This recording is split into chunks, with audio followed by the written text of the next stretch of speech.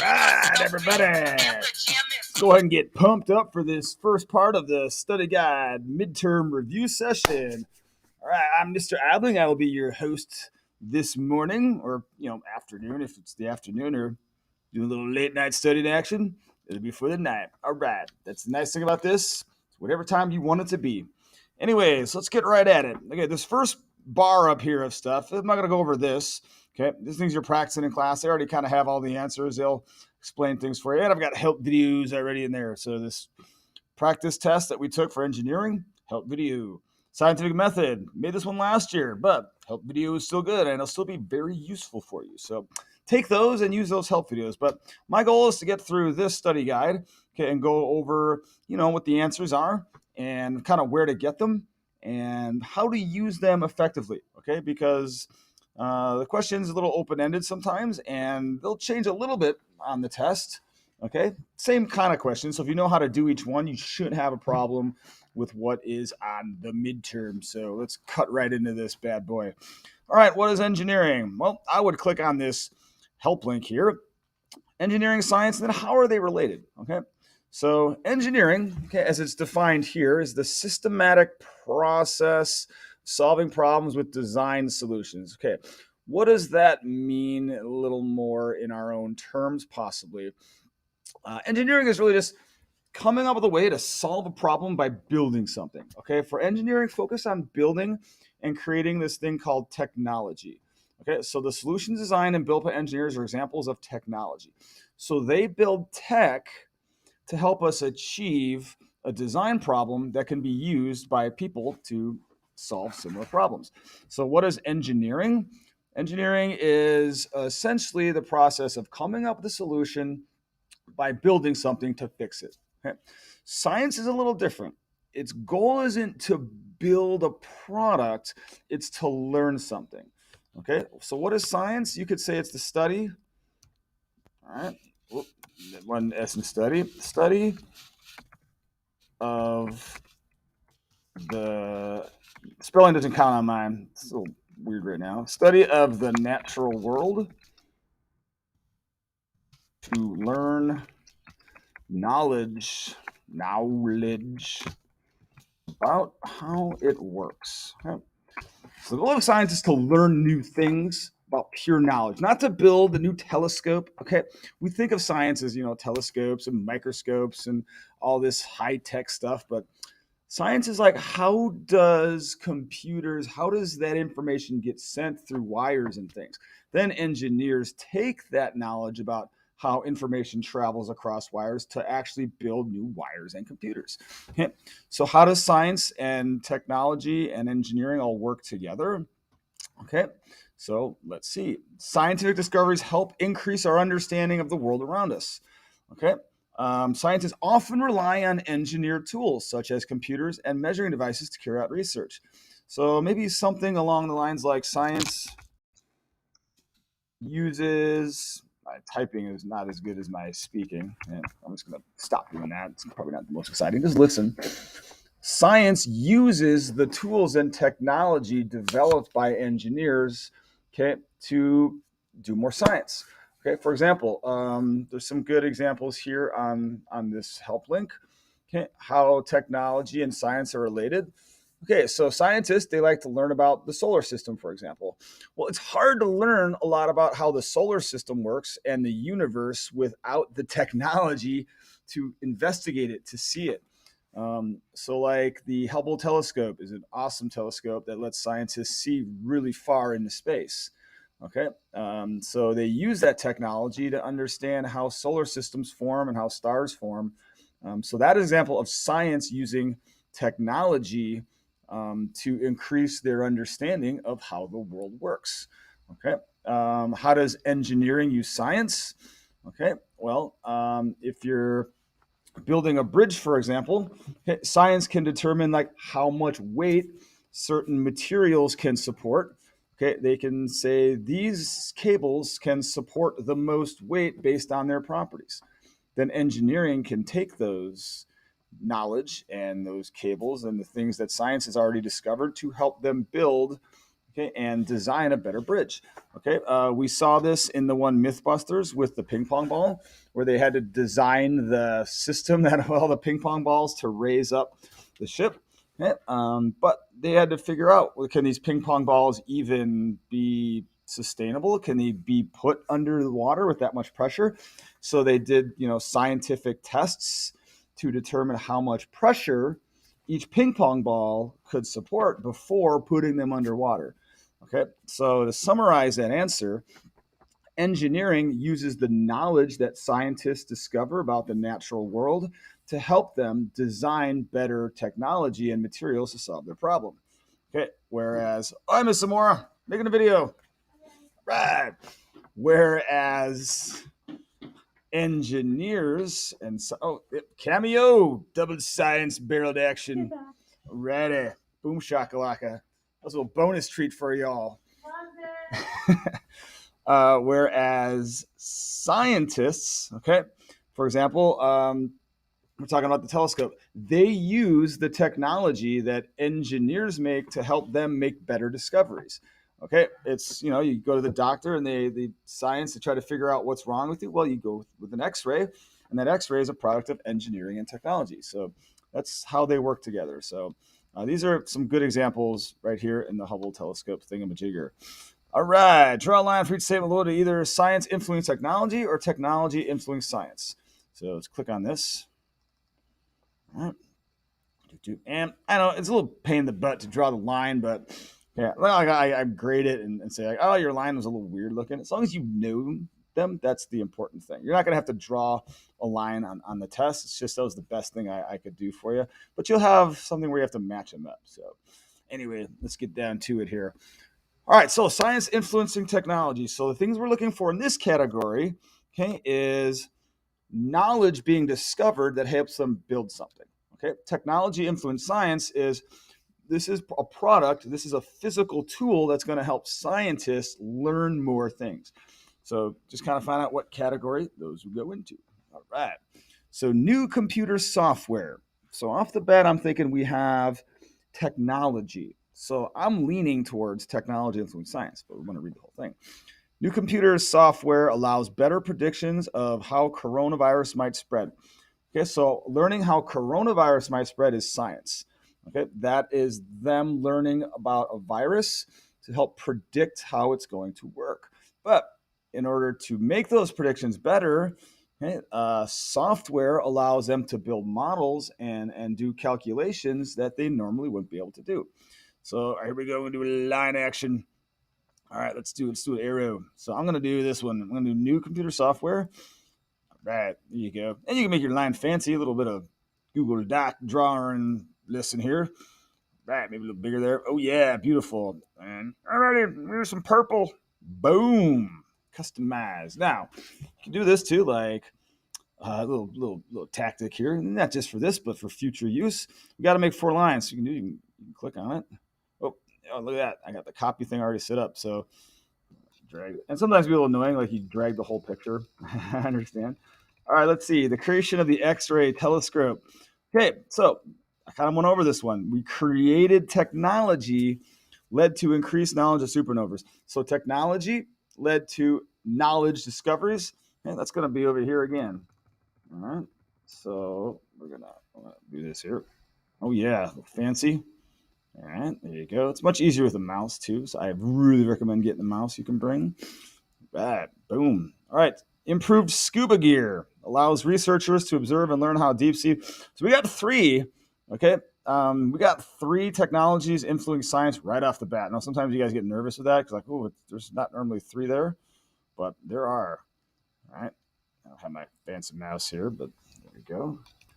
All right, so we're gonna put you right here too. Yeah. Do I have to use purple? Nah, you can use whatever color you want. This is yours, You can change your font too. Like, if you want, do you want to make this red? Go for it. All right, there you go. Look at that, beautiful. Customize. All right. If you don't like black font, make it whatever you want. I just don't recommend putting like white font on like a white background. That doesn't work. And sometimes it's hard for me to read. So I prefer to not do that. Okay, that's where I kind of draw the line. Draw the line. Drawing lines. Pun joke. All All right, last one, experiments. Find that what temperatures best melt metal to make stronger steel. So experiments, it's kind of a science thing, right? Experiments, you're learning something from an experiment. Okay, so they're trying to find out what temperatures, okay, are the best to melt each metal at so you can make stronger steel. So stronger steel is like a technology. That's like a product that engineers would make. So learning how to better melt metals to make something, that's going to be science. So you're not going to be fancy. Watch this. I am going to maybe make it a different color one here. Let's see. For the other way. Let's do yeah, how about that? Ooh, look at that. Beautiful. That science influence technology. Oh, I gotta drive an arrow here. All right, this is driving you crazy. Like, don't worry about it. As long as you know the answers and be able to match them up on the test, it's the most important thing. Oh, that's beautiful. So you're something like that. Wow, saving clothes. I'm proud of that guy right there. That's fine work. Okay. All right. Put these steps of the engineering design process in order. So there's a help link there. And guess what? There are 6 steps in there. I'm not going to write them all in here. Okay. But I'll just kind of go over them with you. Okay. I want you to type them in, though. I don't know if it'll let you copy and paste this bad boy because I think it's a picture. Yep. All right. So first step, and this is both for the scientific method and the engineering design process. The first step is always going to be identify the problem. What are we trying to fix? Okay.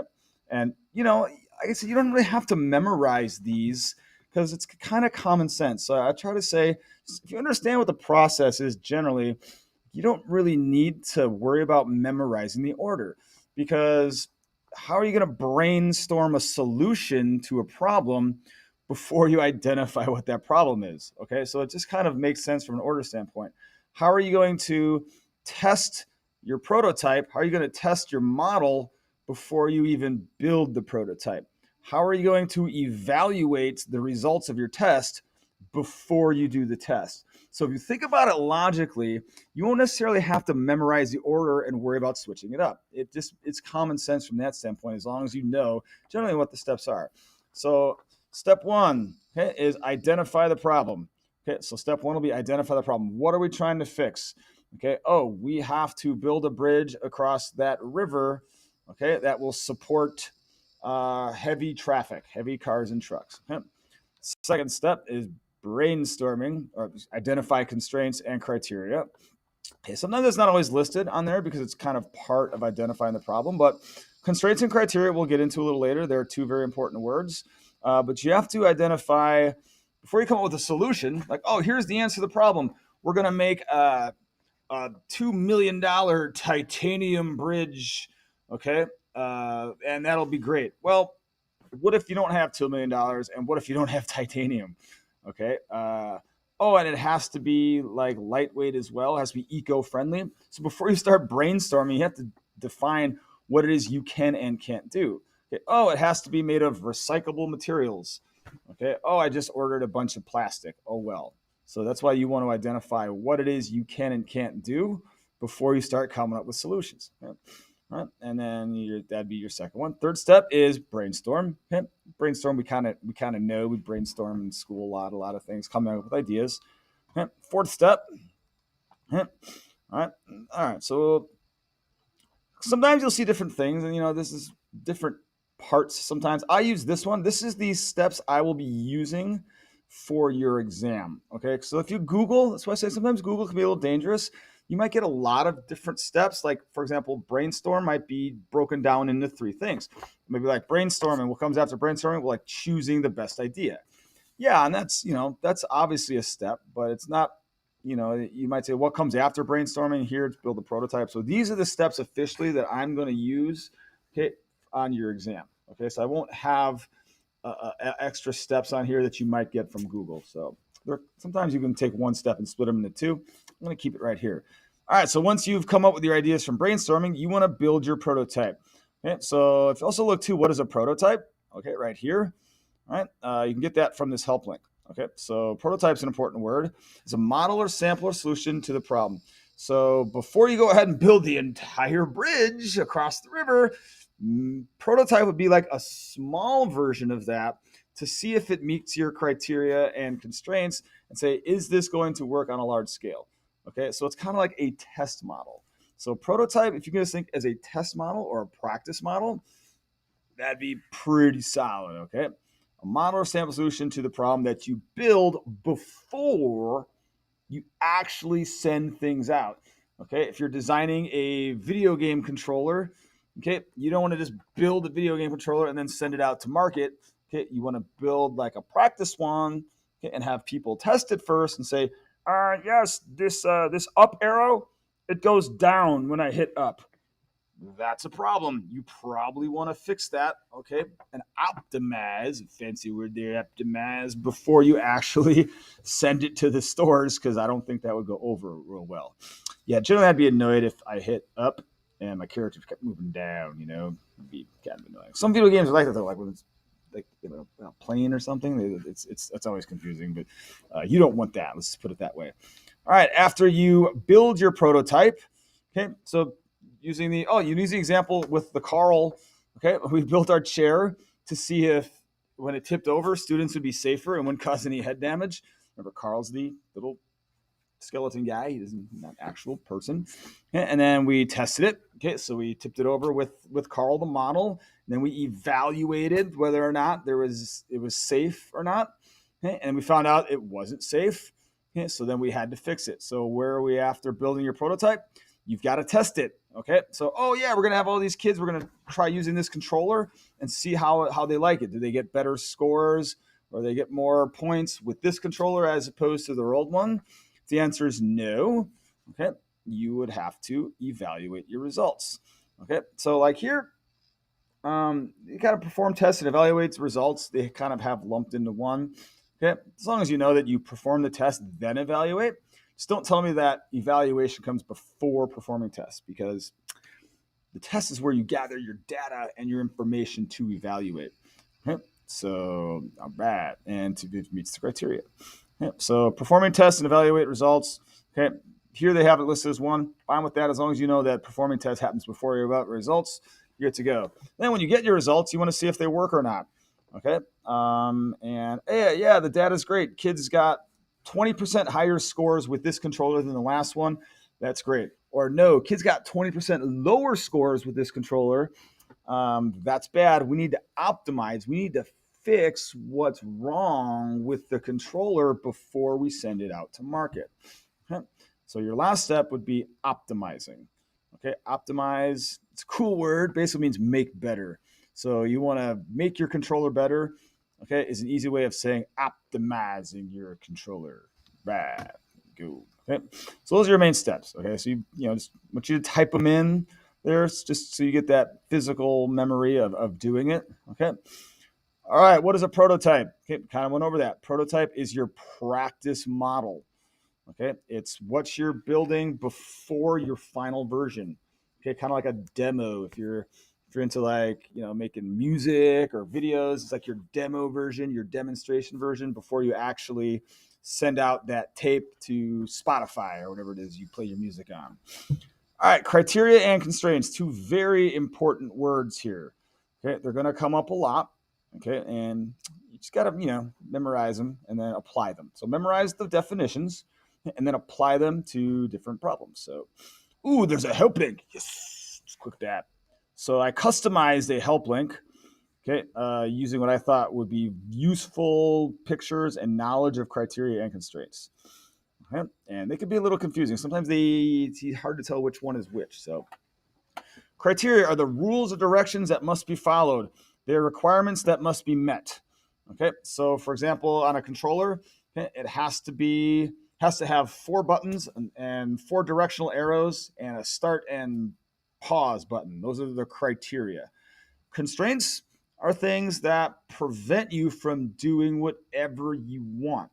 Okay, it might be like, okay, we got to build this controller, but you only have 2 weeks to do it because we want to get out by Christmas. That's a constraint. It's preventing you from taking 4 years to develop this awesome, super rad controller. Okay, another constraint a lot of times is like budget. Okay, you could design this awesome controller, but each one has to cost less than $20 when we produce it. Okay, or It can't be heavier than 8 ounces. Okay, so things that prevent you from doing whatever you want to meet that criteria. Those are constraints. Okay, you'll notice a lot of patterns when it says you're only allowed to do this, you can't use more than that. Okay, when it's kind of saying what you can't do, more of a constraint. Criteria, more of what it has to have. Okay, it has to have a version for a left-handed person or a right-handed version.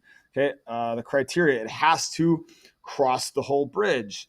It has to be able to support 100 pounds of, that would be a pretty light bridge, for example, but it has to be able to support trucks that weigh at least 10,000 pounds worth of cargo.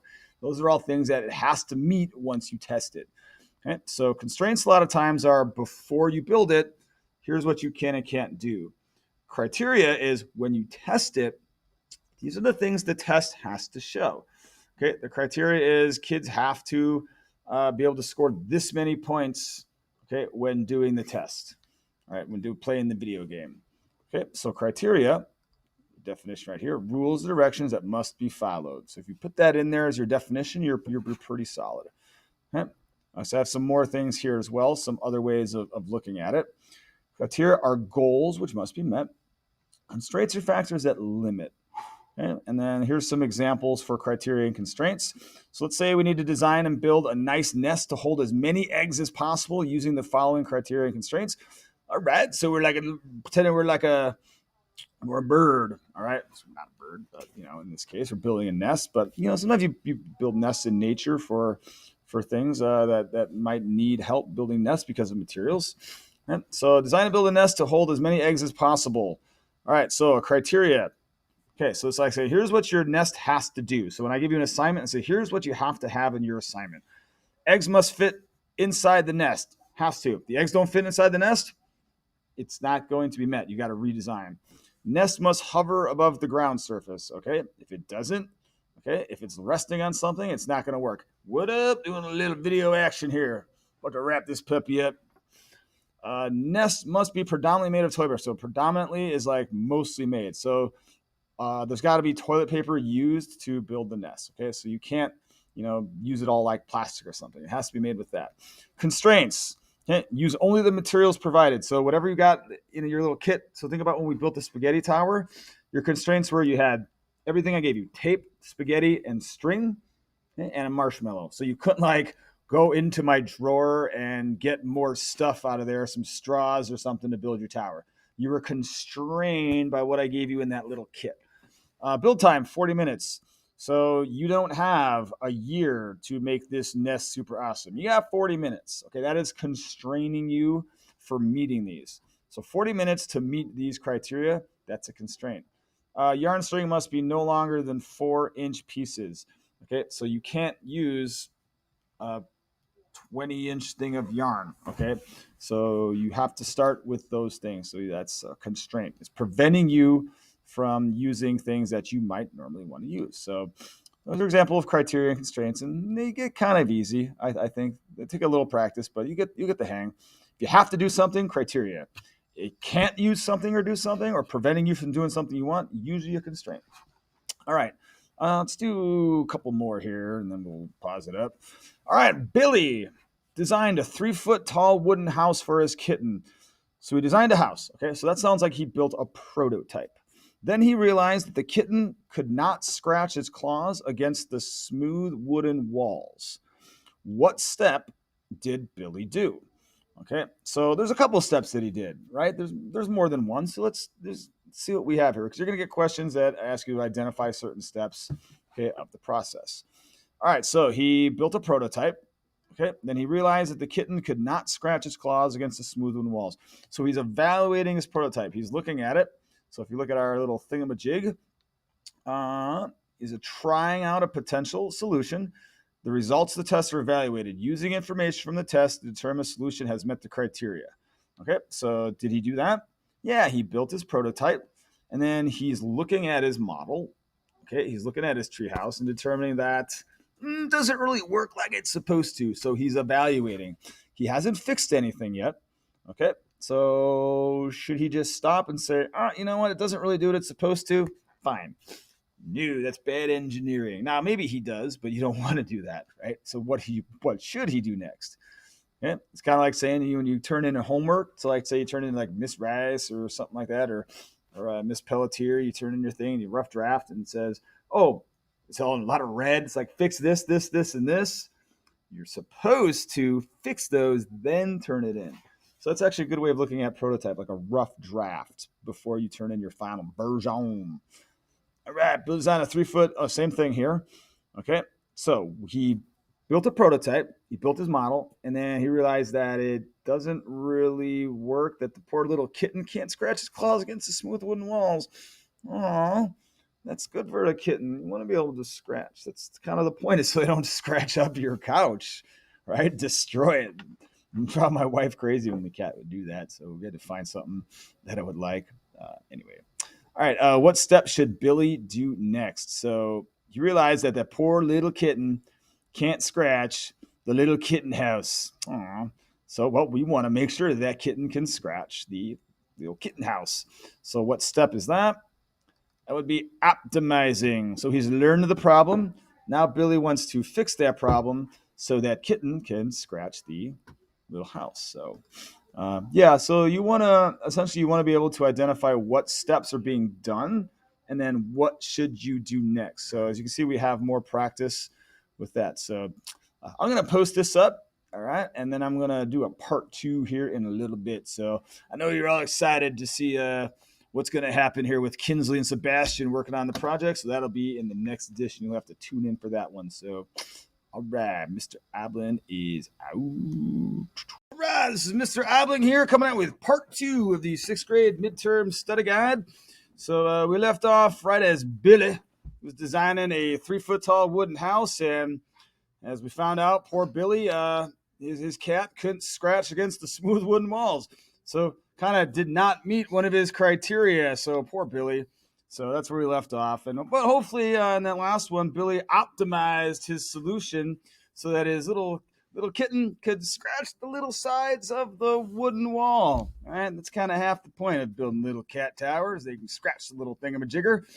All right, moving on. Ooh, speaking of optimizing, it might come in handy here.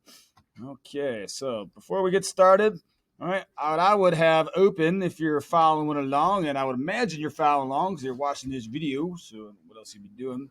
So you're like listening to it while you're working out or something on a treadmill. Okay, kind of cool. Pumps you up a little bit. I'm going to open up this link right here. This is the design process steps. So anytime it asks for like, what steps has Billy done? What steps should they do next? These are the steps that I'm going to refer to. So having this open, even bookmark this bad boy. Add bookmark. Okay. You know, it's always good to have that ready to go.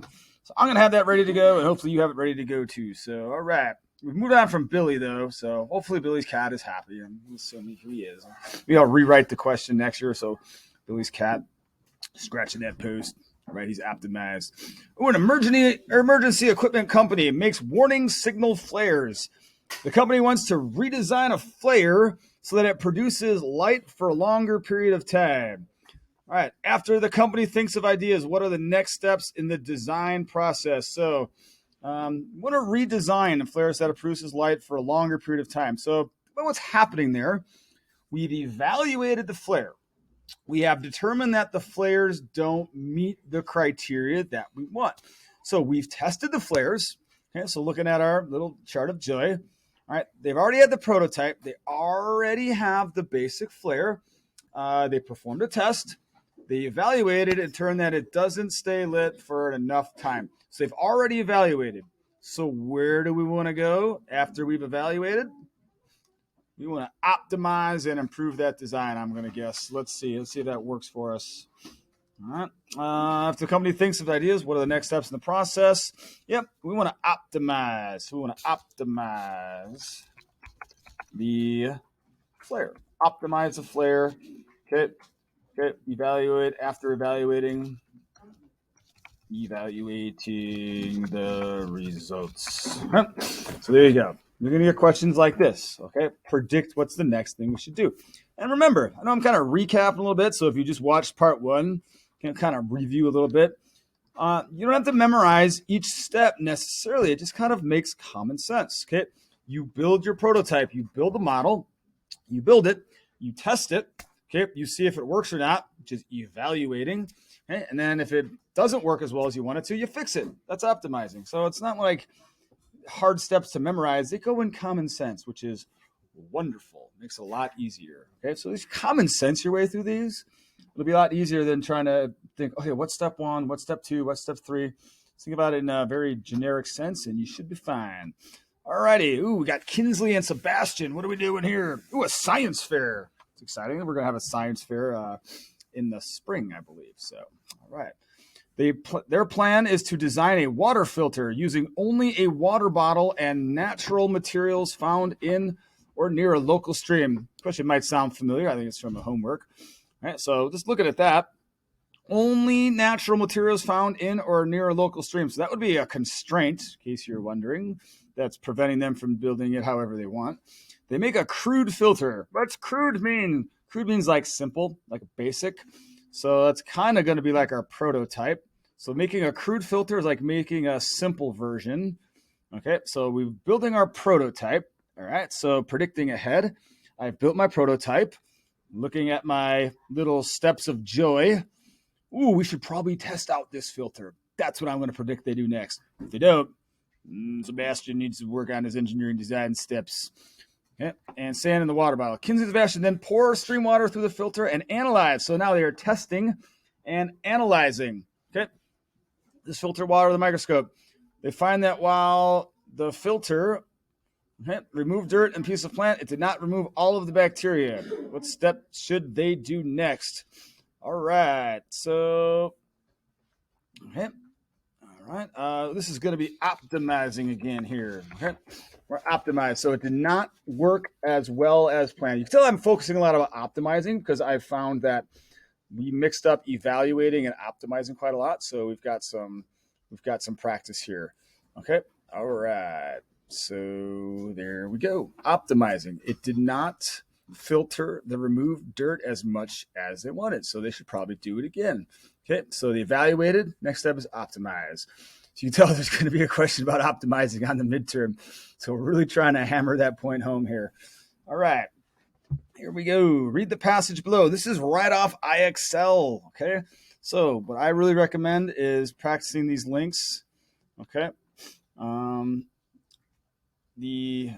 Those are the ones for that one. Okay, we have them. Okay, I have those ISL, and I'm gonna go look for it now. But all right, they're there. I'll go link it again here for you, just in case, just some more practice.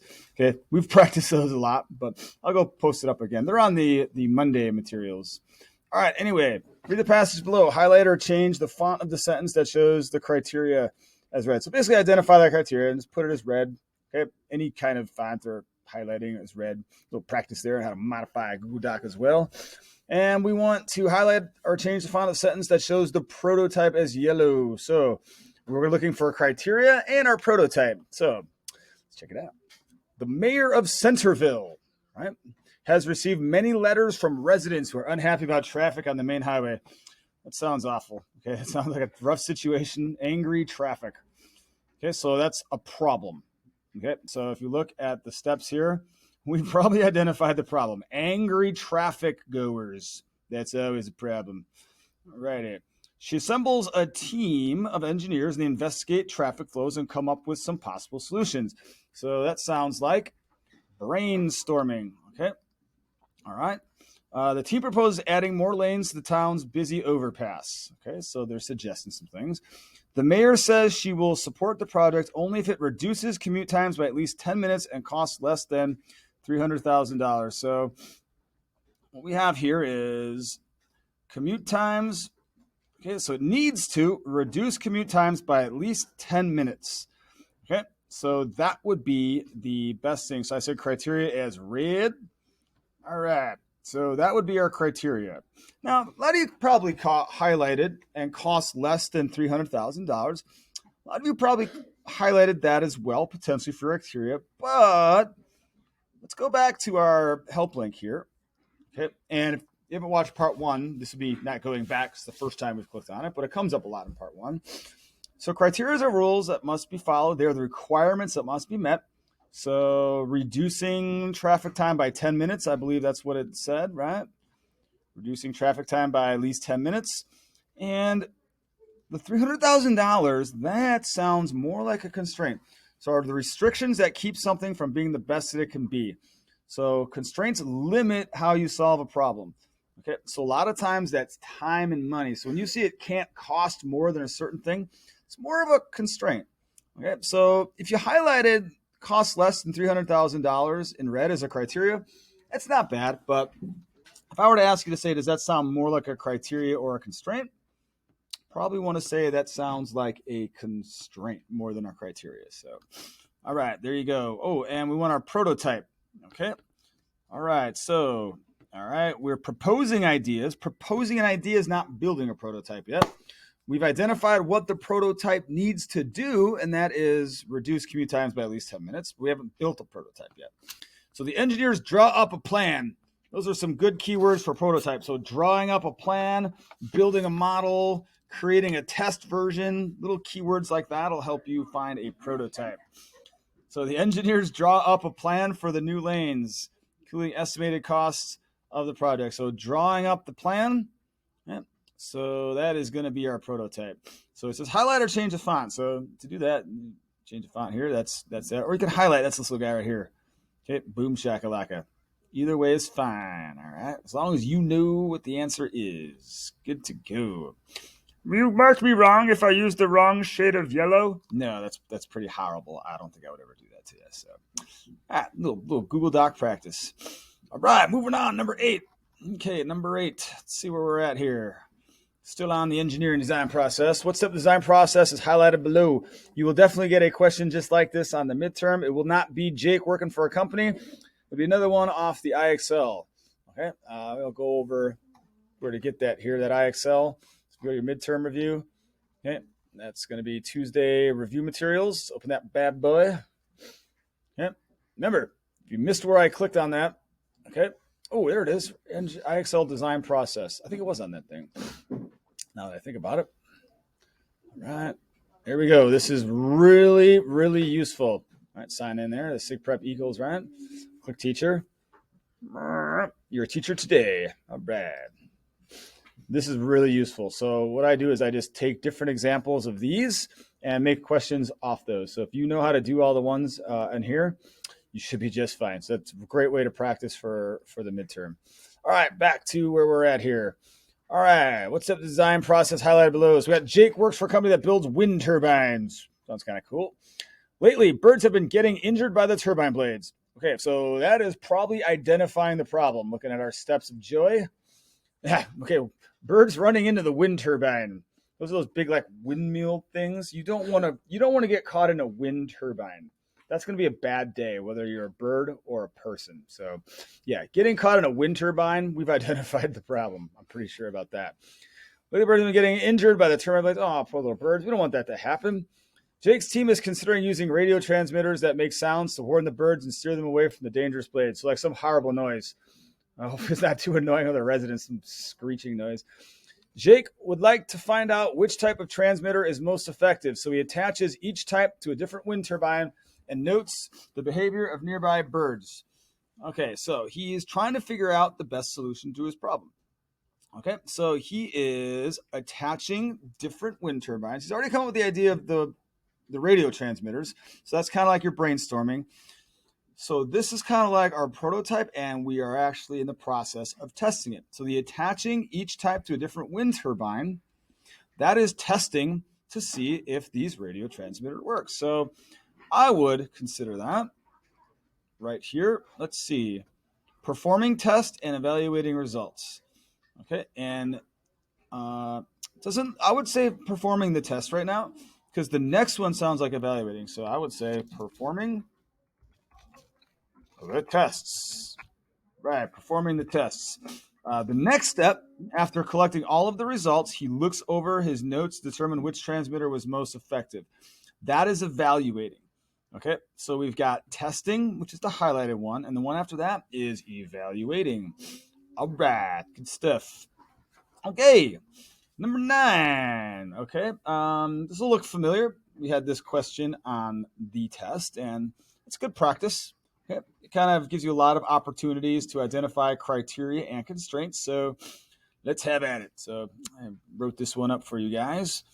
All right, so everything in yellow is either going to be a criteria or a constraint. So let's go back to our handy dandy chart. Where did you get that again? Where it says help link. Right there, I would have that guy open, okay? So when you're doing the study guide, try not to just guess off the top of your head.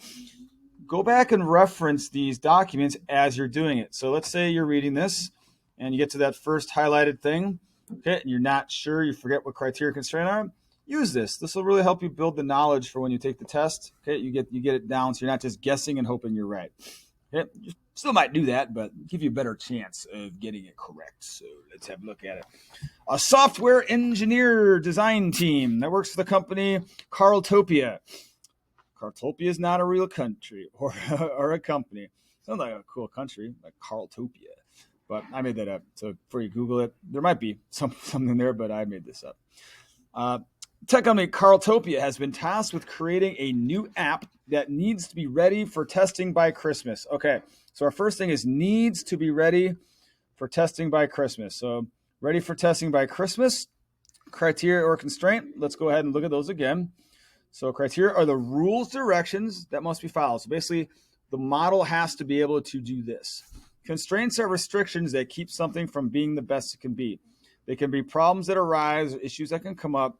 Right here as well, constraints are factors that limit how you can solve a problem. So the model criteria isn't ready for Christmas. That is a limit for how you design your model. So we're going to call that a constraint. Okay. So you only have a certain amount of time to do it. That is constraining you from building your best possible model. All righty. The company told them they wanted a phone app that allowed the user to find a movie to watch based on how they were feeling or what they were looking for in a movie. Okay, so it has to be a phone. Okay, it has to be usable on a phone. That would be a criteria. Okay, if it's only usable on a computer or a Chromebook, okay, that doesn't meet the criteria. So it has to be able to use on a phone. So we're going to call that a criteria. Okay, Carltopia told the head engineer, Billy Billington, great name, Billy Billington, he's probably awesome at life. The user should describe what they want in a movie, and the app gives them a list of the top 5 matches. Okay, so that is, I don't have a question on here for that, but might as well use it. Okay, a list of the top 5 matches, it needs to provide that. That's a criteria. So I'll give you guys a little bit of a break. I didn't put as many questions in there, so there you go. But it's free on the review video. So that's a criteria. That's something the phone has to be able to do. They will need ability to make a code that has to be compatible. Okay, usable is another word for compatible by both Apple and Android. So the model, the software has to be able to use on an Apple device and a Android device. So that is a criteria. The model has to be able to do that. Okay, so it has to be compatible with both Apple and Android. That's a criteria. Kind of sounds a little almost like a constraint, okay, but it's more of a criteria. That's probably the hardest one, I think. No collaboration with Apple team. So it's telling you can't do something. Okay, something that says you can't do this, usually a constraint. But let's see. All right. The Carltopia Apple team is busy. That's a problem. So, normally they might be able to collaborate with them. That's a good thing. Like help them with the Apple, platform. But they're busy. So that's a constraint. That's one less resource they have to build this app. So no collaboration with Apple team.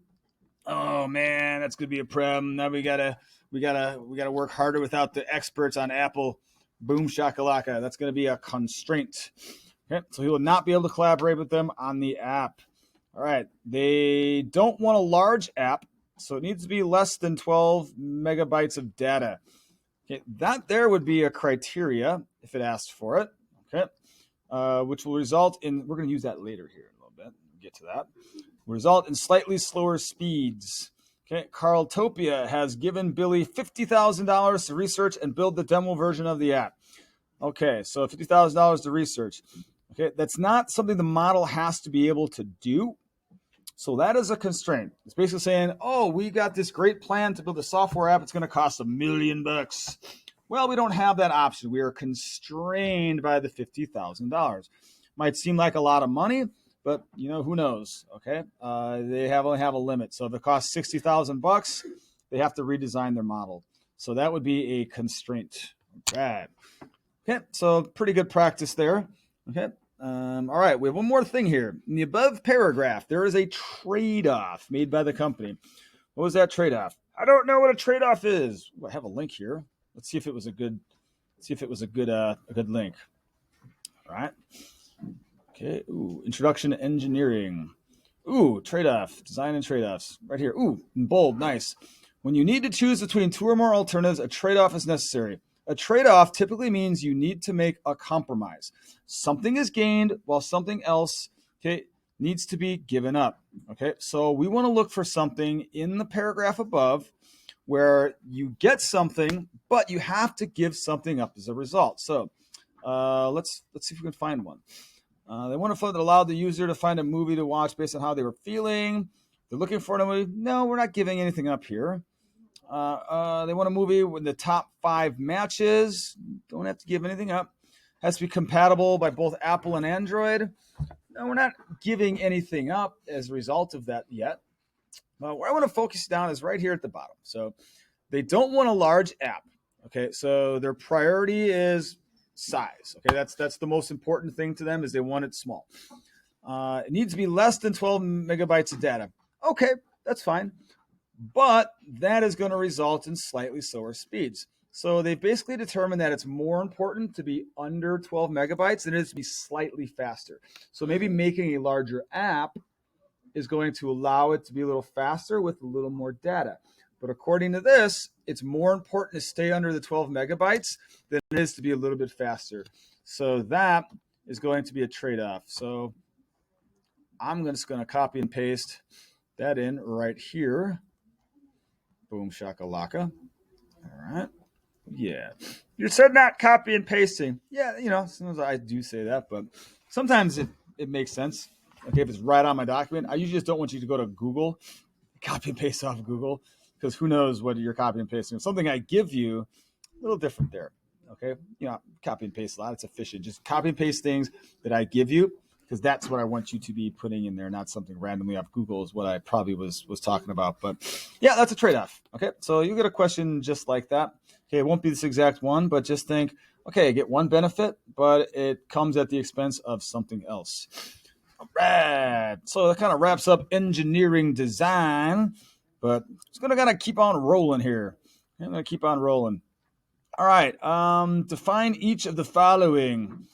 Okay, these two words, super important. Okay, I just want to take a moment of zen. Okay, that independent variable, dependent variable, super duper, that's two, right? Mooper, flooper, grouper, looper, drooper. What else can I do? Plooper, important words. Okay, like knowing these two things is really important. You can see independent and dependent, kind of easy maybe to mix them up. So hopefully we can get that. So just really force yourself to remember it. If you only remember two words, well, criterion constraint, okay, criterion constraint, independent variable, and dependent variable, your 4 most important words to just memorize in your brain. Okay, sometimes you just gotta get things in there, and it can be hard sometimes, but that's what help links are for. All right, so let's go ahead and open this up here. All right, hopefully I got the right link. I do. All right, this one's pretty good here. Okay, so now we're switching over to the scientific method. So it's kind of a pivot. Okay, a little bit of a pivot. This kind of way it worked. Maybe I'll do it separately later, but we're going to pivot into scientific method. So, okay, scientific method is basically now we're testing for knowledge. We're setting up an experiment to try to learn something. Okay, so let's just get these in here. Independent variable. Amount of fertilizer is independent variable because it was the variable whose effect you were investigating. This type of variable is called independent variable because it does not depend on what happens. The experiment begins. It said you decided to give the fertilizer to some plants to others. So, right here in the picture is nice. So this is probably the best definition to use from this link. I like pictures. I'm a big fan. Be a little bigger there. All right. don't have to fit on the same slide. Independent variable is the one thing you change, okay, in an experiment. Okay, you should have one change to an experiment. So why don't I put a nice definition in here? So we'll call it the one, not only one, there can't be two, one thing you change in an experiment. Autocorrect, yes, to answer your question. All right, so going back, we did that plant growing lab, virtual lab. Okay, I asked you guys to like change the amount of water the plants received, okay, to see if changing the amount of water helped the plants grow more or less, or changing the amount of light to see if that helped the plants grow more or less. That would be your independent variable. Actually, not a bad idea to pull up that growing plants virtual lab, so bear with me here. I think that'll be useful. All right. There we go. Boom shakalaka. Beautiful. Okay, so our variables. So let's say I wanted to see if changing the amount of water is going to affect how high the plants grow. Okay, so we're going to give everything a tomato seed, right? You guys doing good, by the way, over there? Doing good. Appreciate that, so fair. Nice. Tomato seed. All right, so we want to change the amount of water. So we want everything the same. So let's give them all two things of light. Okay. All right. And we'll give this one, oh no, no water. Oh my goodness gracious. Okay.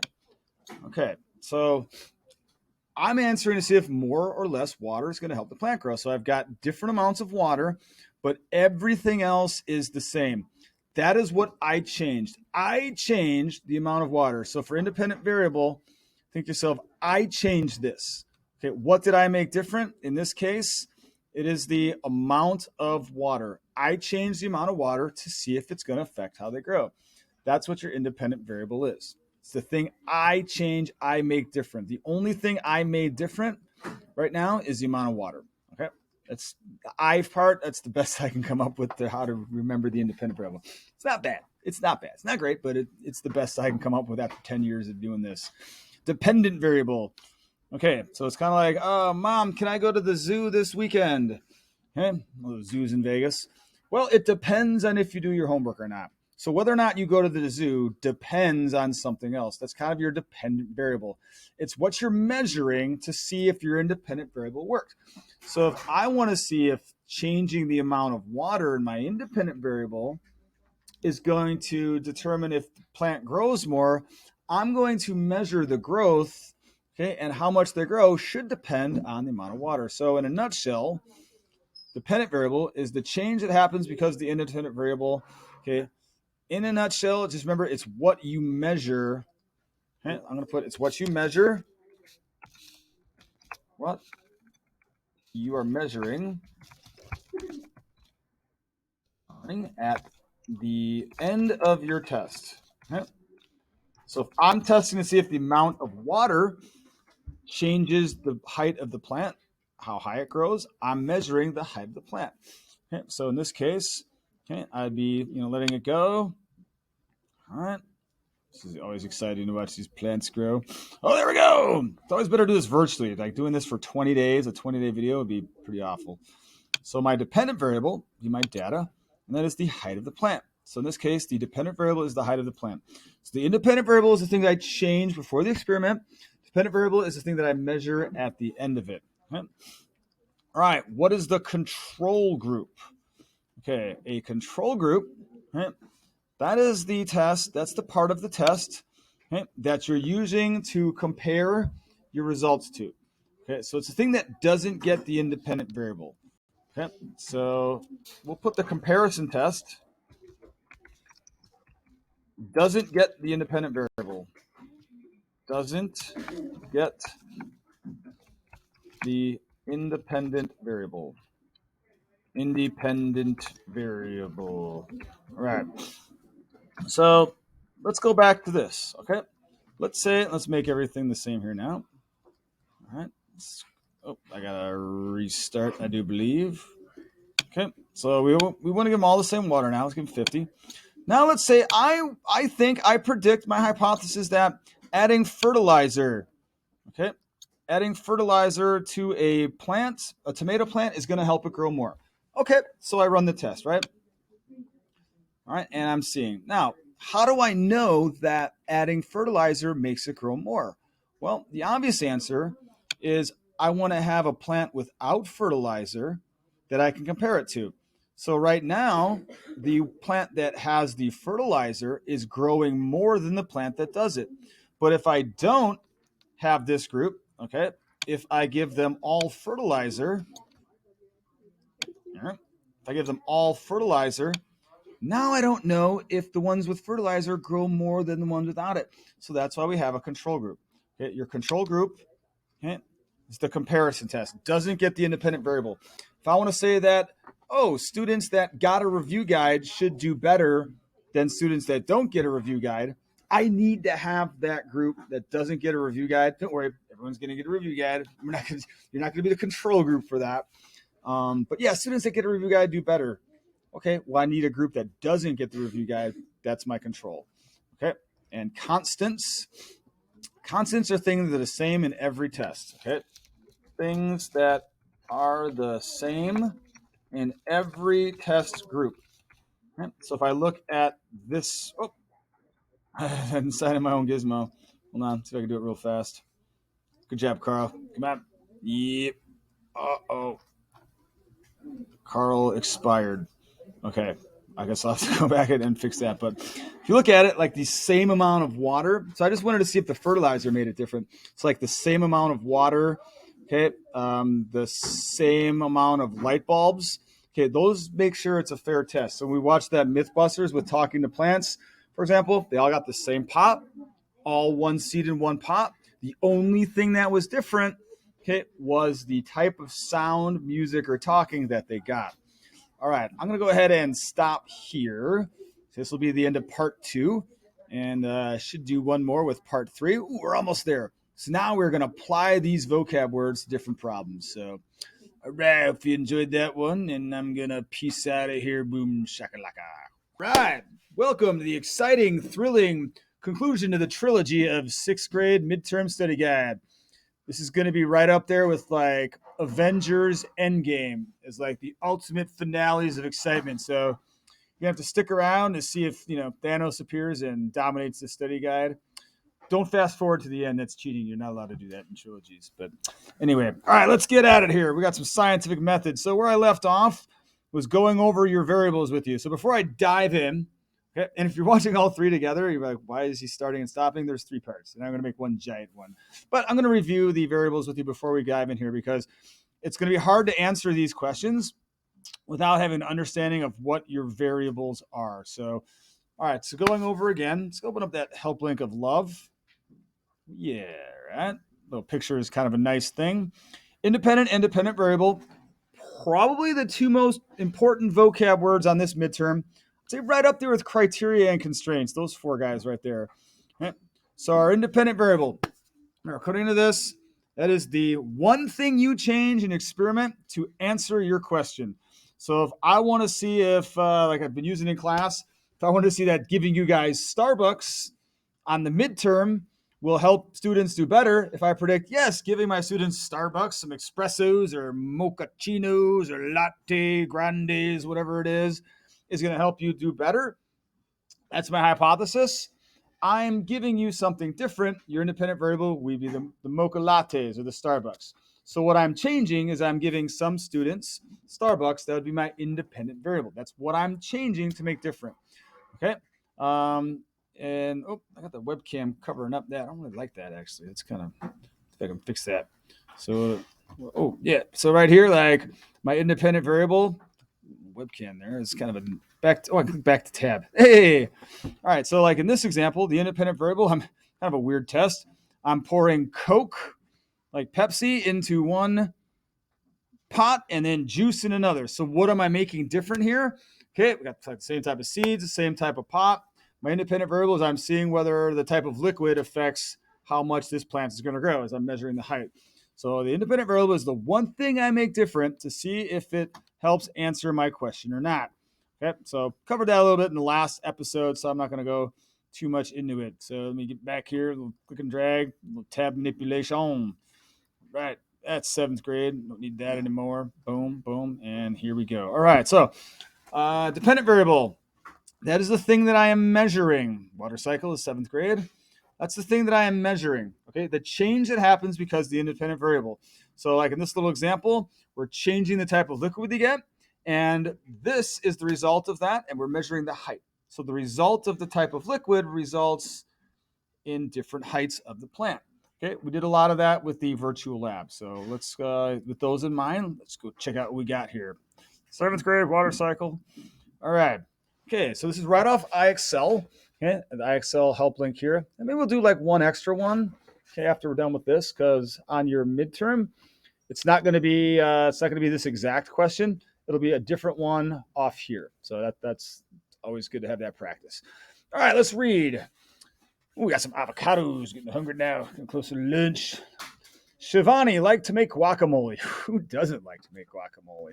All right, but she could often find only unripe avocados at the grocery store. That can be a problem sometimes. Either they're too squishy or they're like rocks. Finding the perfect avocado is an important thing in life. Very rare. All right. Okay, so she finds unripe avocados at the grocery store. In biology class, right, Shivani learned that ripe fruits produce a gas called ethylene. That is true. That ripe fruits was called ethylene that can cause other fruits to ripen. Shivani wondered whether storing ripe bananas with unripe avocados would make the avocados ripen faster. Okay, so she looks like she's going to be adding some ripe bananas to unripe avocados to see if the avocados ripen faster. That is the question that she is going to test. So the answer to this question, does might be better, is adding kind of a lag here. Wi-Fi is not great. Just adding unripe. Just adding ripe bananas. Ripe bananas. Tough word to spell. I always want to put more N's in there. Got to figure that out by now. Well, I did it right. With unripe avocados. That's another tough one to spell. Okay. Science teacher, not a. Oh, Mike, did you just see that? I see you do that. Avocado. For some reason, when I'm making the video, it's always a disaster. Avocados. That doesn't look right. Boom. Unripe avocados make the avocados ripen faster. Okay. So we can see that's a good scientific test, right? So add some bananas in with the avocados and see if they ripen faster. Okay. So the independent variable. So that is the thing that I make different between my test groups. Let's see what she does. Shivani prepared 4 paper bags with 5 unripe avocados in each bag. Okay, so what do we know? We got 5 unripe avocados in every bag. So that's going to be a constant. I'm just going to go ahead and put that in there now. So now we have 5 unripe avocados in each bag. Okay, constants are things that are the same for every test group to make sure that it's only these bananas that's causing the difference in the speed.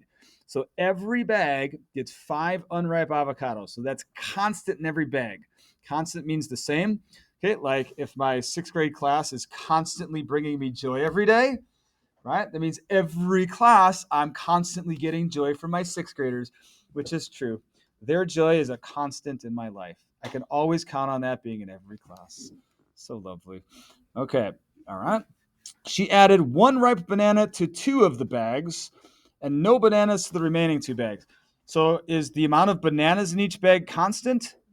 No, only some of the bags are getting ripe bananas.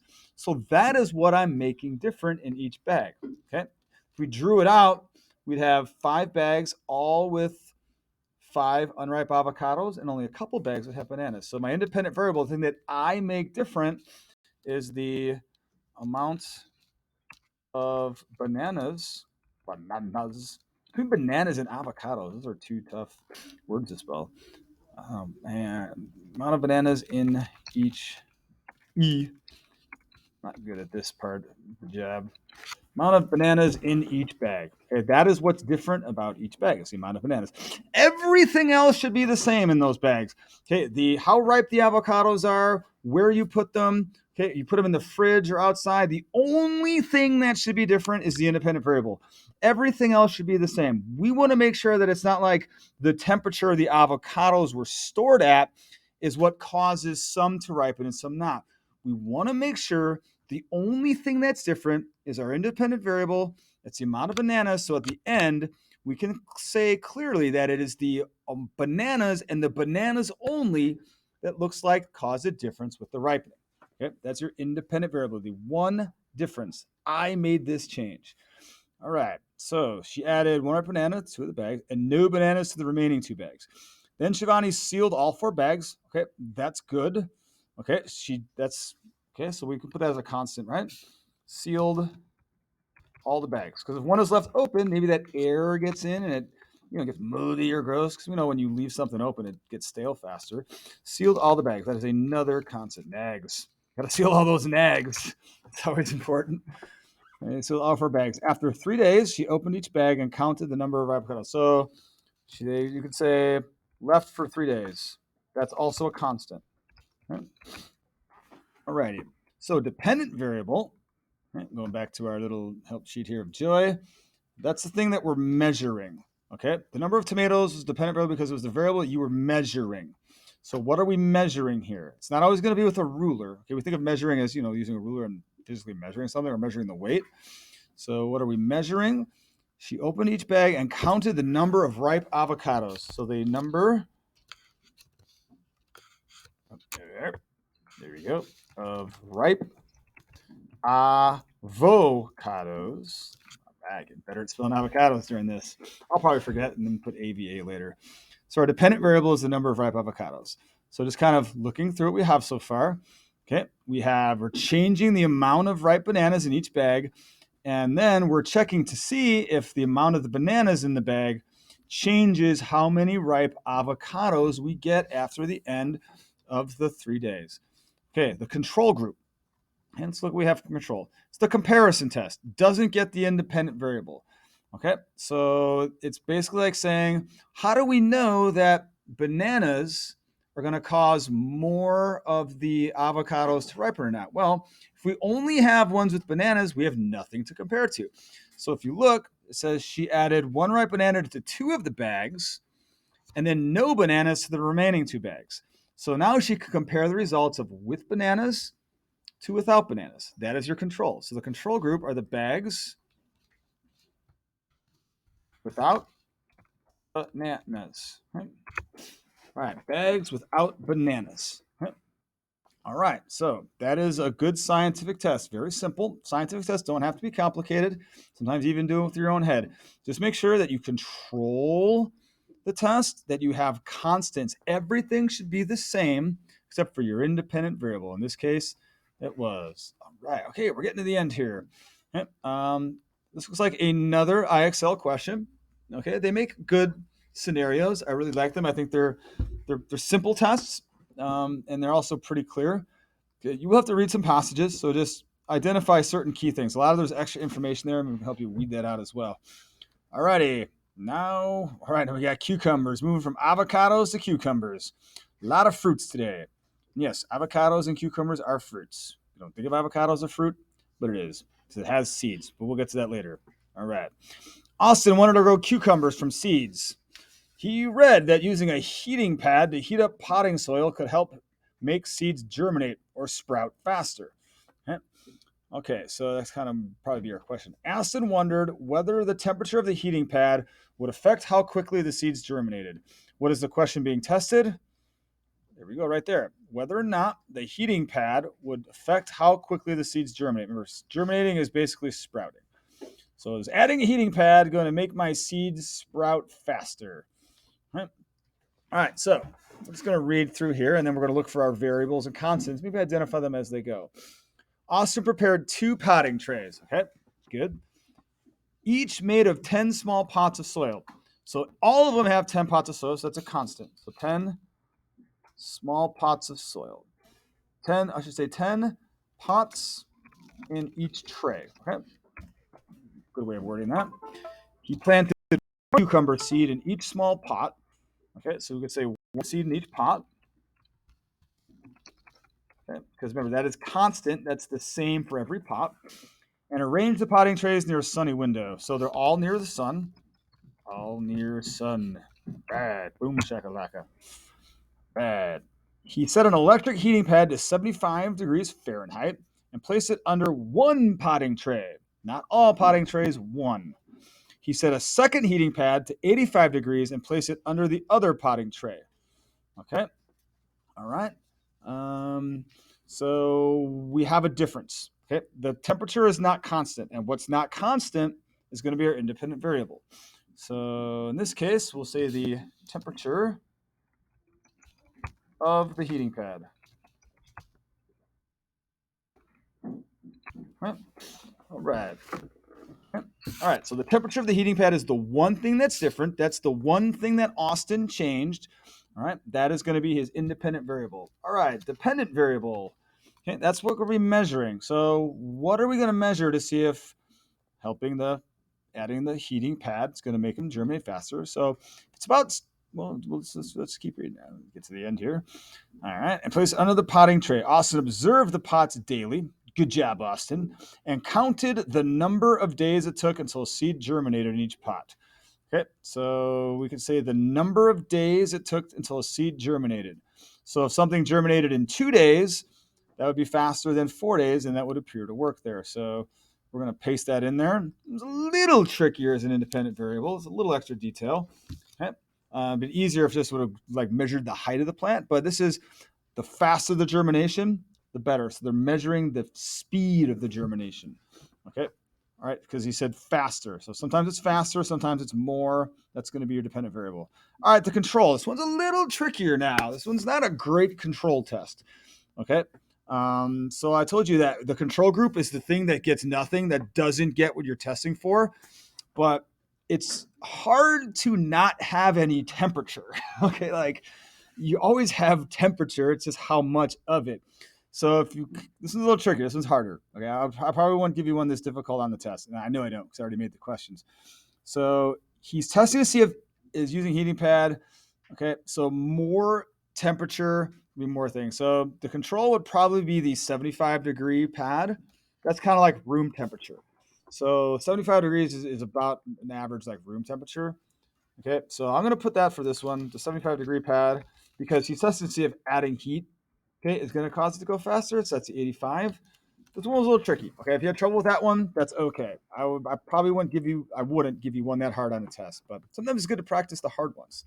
So if you're a little confused on that one, that was a good thing to be confused on. The one up here, very clear control group. Okay, a very clear control group. So, all right. So there we go. And okay, here we go. Now we got a little diagram. So on the test, you're gonna have to answer like these questions in two ways. One from a paragraph, one from a picture. Okay, so you have to identify variables from like a picture setup, kind of like we did in the virtual plant lab, and one from a paragraph, like from the IXL. So, all right, so now we don't get a paragraph. So if you don't like reading, these will be better for you, for more visual.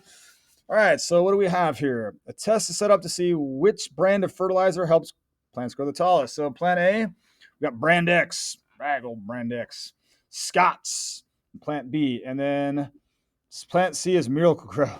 I don't think brand X is doing a good job so far based on our results, assuming that our dependent variable is growing tallest, which it is.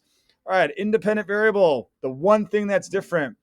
Okay, so, assuming that they all have the same amount of sun and they're all given water, I mean, that's the only way this test would work.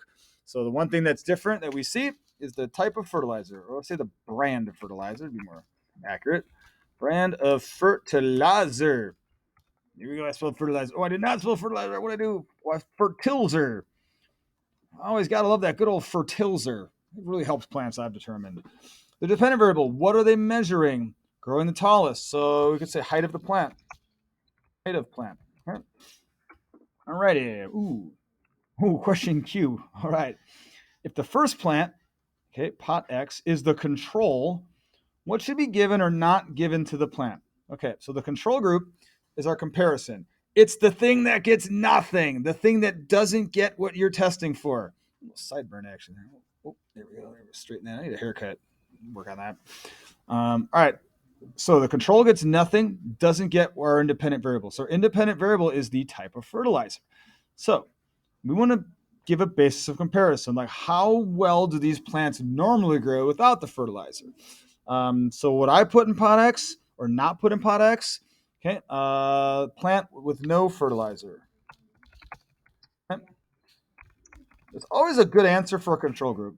If all the things are getting something, it doesn't get that. So if I'm testing the different types of energy drinks on my students, so how well they do on a test, or I have them run a mile and you get Red Bull, you get Rockstar, you get Monster, you get Bang energy drink, whatever it is.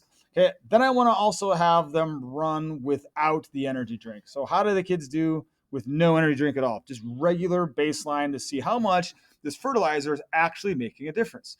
Because what if they grow 15 inches with no fertilizer, and then Scott's, they actually grow 12? Well, now that we know that that brand of fertilizer actually causes it to grow less. So the control group is establishing our baseline for how much the plants grow under normal conditions without our independent variable. And oh my goodness, we have got to the end of the study guide. Oh yeah, hallelujah. Uh we didn't um that might have been better than the end of Avengers. That was pretty close. Okay, Endgame was pretty cool. Hold on, what I'm gonna do? I'm gonna snap my fingers, and the study guide is gonna disappear. All right, watch this. It's gonna be incredible. Ready? And oh, well, I disappeared. Did I just eliminate myself? Hold on, let's try this again.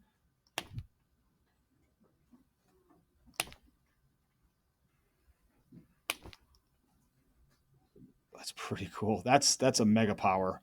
I am a superhero. All right, I'm gonna do this, and this whole video is gonna end.